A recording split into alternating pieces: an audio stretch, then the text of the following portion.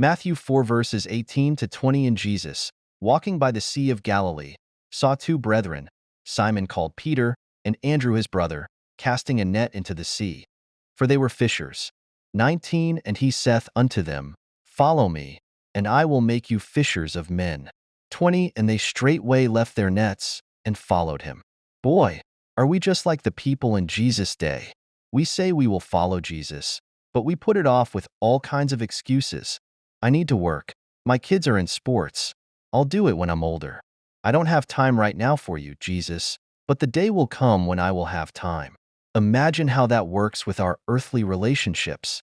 There's an old song called Cats in the Cradle that talks about a father who doesn't have time for his son while the son is growing up and only realizes what he has done when he retires, and the son now has no time for him.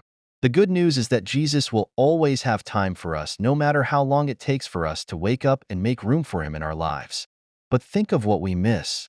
We can miss years, or in some cases, a lifetime, of knowing that Jesus has our back.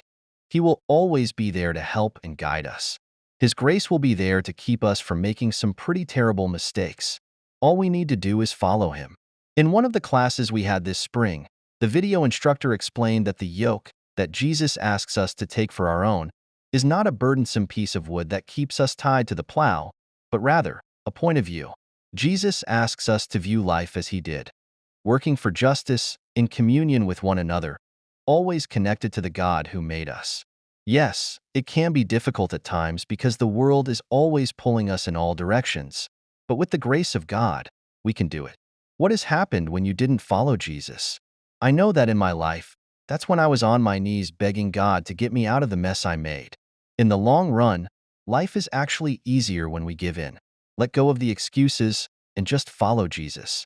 Lord, my desire is to follow you, to answer your call, but I am not like the apostles who dropped everything to follow.